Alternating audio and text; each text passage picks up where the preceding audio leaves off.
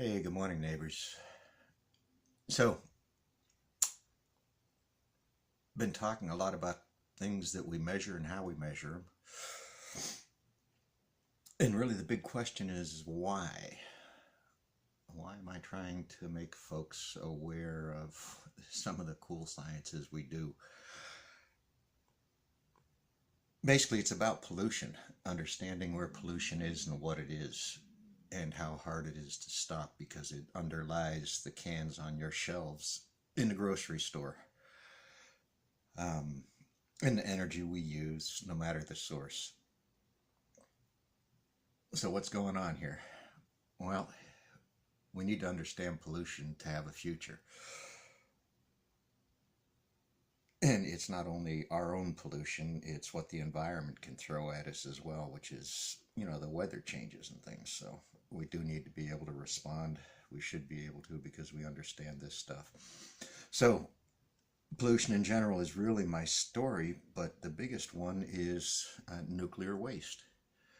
The sales groups for nuclear have been out in force. They've been across the country trying to sell it to states, particularly ones that could use some huge incomes because the salaries and the money involved with these things create a community. Um, it's just how it works because of their physical size and the dollars that flow through the paychecks from a plant. So from a state standpoint, they're going to hear jobs and money and big money and tax revenues and woohoo nuclear. Um, the challenge is nuclear has, like every cycle, has three phases. You start, you dig up millions of tons of earth and you extract it to make little tiny pellets of fuel, and you discard the rest of the earth somewhere, somehow. It goes into a plant for some number of years in its fuel cycle. So about every 2 years, um, a quarter or a third of the fuel rods are replaced for a number of reasons. So now those fuel rods sit in the plant because there's no place for them to go. And they've been storing these things up for how many decades now at most of these plants with no place to go. So this is our the trash cycle conundrum that we face with everything. But what ends up happening, what has happened, because it has been ignored, the waste side of this cycle is we have nuclear weapons depots all across the country where these power plants are either running or now they're retired. There's a huge fuel pool sitting there. The fuel pool is paid for by taxpayer dollars. They are taxes on the local economy usually to pay for this stuff to be looked at and stored and kept safe. And if something happens to it, they don't know what to do anyway, but they're going to pretend they do. They got nothing for an accident. It's a shit show. It has been with every accident that's happened, which are the three majors: Chernobyl, 3 Mile Island, and Fukushima. All three of them were engineering disasters. Two of them were operations disasters. They were caused by an operator response to something that wasn't meant to happen because they were using a different type of fuel. They were using a mixed oxide fuel, which usually has a higher plutonium content or is being made for weapons grade plutonium. So there's two ways that highly enriched stuff with a MOX fuel can go, and that's not discussed. So even at some of our existing plants, there's MOX rods sitting out in those plants because they ran some through one of their fuel cycles. And it might have been extracted and moved because that's weapons material. It is not commercial fuel and doesn't have the same rules. So this is the type of crap that you can't separate the nuclear from the weapons industry. The chemical industry underlies all of this, which is natural resources and open pit mines and huge chemical facilities, and that's what helps our lives be what they are. Fixing it's not going to be easy. But the nuclear salesmen are out in force. Idaho has accepted a reactor and they plan to build one. That's going to be huge money flows through some of the places where this work gets done. So they're all going to be happy and patting themselves on the back. And there's still no place to flush the nuclear toilet. This is a long, long game over decades. Instead of tweets, there's other things to talk about that are being done, and we're paying attention to tweets. Nuclear reactors to Saudi Arabia.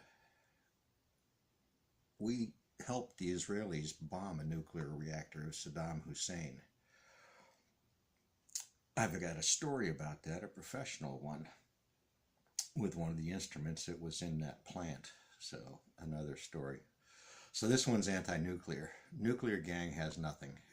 They can't come at this conversation realistically. They're going to try to tear you down because of your haircut, or they're going to tear you down for any other reason they can find. But the science facts are they got nothing. They weren't prepared for Fukushima. The ice wall is half a joke of an engineering marvel, and it has to work because they've got nothing else, and it still isn't right. And yet you see them like Forbes. What a bunch of bullshit that newspaper is. Sales propaganda, pure sales, nothing else. You won't see them talk about the full life cycle of this stuff, the deadly outcome. So nuclear waste, commercial nuclear fuel has plutonium in it. There is no way around that. There's no physical, it's almost impossible not to have some of those fission materials in there. It's a question of how much, and that's how long those rods are burned, because the ratios change inside the rods of stuff that's going on. MOX is even more cantankerous, and that shows up because MOX is what killed Fukushima.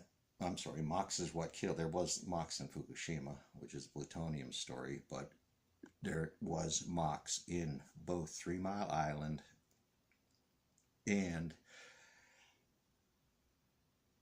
oh boy, Russia, Chernobyl. And it was changing settings with those fuel rods in that set the reactors out of balance. The operators didn't know what to do, and so engineering fail. Absolute engine, that's what it was. It was not fairies or pixies, or in those two cases, it wasn't earthquakes. It was fuel not common to the reactors, the operators not knowing how to respond, and boom.